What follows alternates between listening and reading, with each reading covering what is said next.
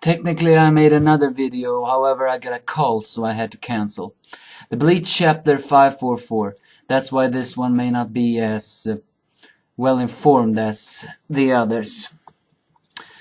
We see, and what I was saying that in this chapter I got some hope that Uryuu Ishida may not entirely be turning to the evil side, more like he has no choice.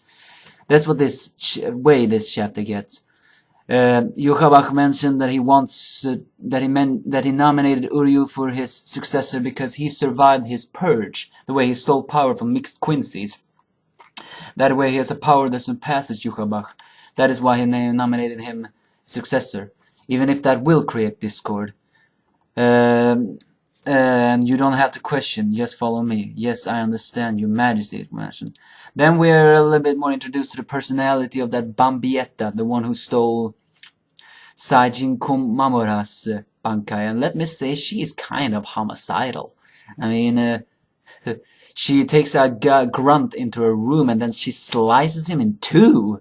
And then we're introduced to an entourage. I mean, well, that technically that's not her entourage, but it makes it almost let me feel it. And even some of these ladies are quite big-busted. However, even they seem to be a bit homicidal.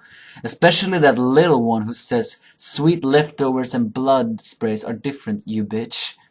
Either way, their name are Steenrider G. Litota Lamperd, Steenrider P. Meninias McAllon, Steenrider T. Candice Catnip, and Steenrider Z. Giselle Gewell. I gotta say, all their names have that kind of name. Either way, the real reason why Bambietta is apparently frustrated is because she's worried about the future of the Vanderish. We are then also switched to the private room of Hashawald, where a lady welcomes him. And I gotta say, this lady has black eyes. And I do not mean a wound like you have slapped a lady black eyes. No, literally black eyes with white pupils. Even she is a bit worried about all this and says, why are you not disconnected? However, she's loyal to Hashawald because she's presenting him as Hashawald-sama. However, now it appears that Hashawald finally breaks his silence and saying something, "Can't you understand?" It's not that this was so obvious, however, this also shows that Hashawald really is a smart dude. And this is also the reason why I get a feeling that Uryuu Ishida have no choice in this one. I could be wrong. However, what he mentions is, I have to read this, I'm sorry. That Yuhabak wanted to create discord by nominating Uryuu Ishida as his successor, because discord makes everyone look at each other and mostly everyone's eyes are directed to Uryuu. Who is he, what powers he has, and what he thinks. This way, he can't do anything.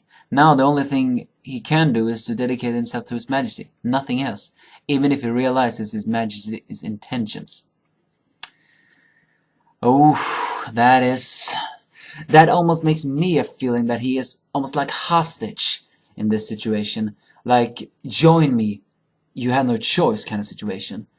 Could be wrong, however, either way, even if he wants to kill Yuhabak or whatever, then I don't think he can, because after all these other Quinces are gonna have their guards up for him. Oh yeah, and we also see an answer to a question I think somebody asked themselves last week. Was that, why did Yuhabak tell everybody that Uryuu was the last Quincy alive when they are surrounded by Quincies? Because apparently he was the only half Quincy that survived the purge that Yuhabak did to them all. That is why he's calling him the last Quincy. Either way, elsewhere, Inoue Orohime has arrived at an unknown location with a strange thing together with, well, not together with Shadow, but they arrive eventually, and they are guided with some weird black thing with wings who's called Peruchan. Those lips are a little bit, with those lips and that black skin, I gotta say that looks kinda controversial. However, This guy is a camera function in case of danger. If something happens, I'll go right away. Don't worry. Either way, Sado and Orohime has got in a place, and behind him we see another guy. We do not see him, but I begin to wonder: is that Grimyao? Because we all wondered, was that Grimyao who appeared in the tent? He talked like Grimyao, so it's most certainly him. But Sado says everyone else have arrived already. And finally, we see Kisuke, who I think who's talking through the camera, saying, "I'm glad to see you are out safely. Good. It seems like this will take some time." And I don't know, it appears he's experimenting on that medallion. Yeah, that's what he's doing. He's experimenting on that medallion to see if what kind of power it holds. This chapter actually was good. But, and this also gave me a little hope that Uryuu may not entirely be turning to the bad side. But we'll see.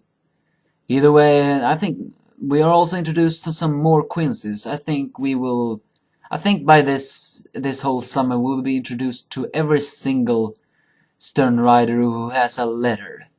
That way, because it's obvious by now that every single Stern Rider has the alphabet letters in them.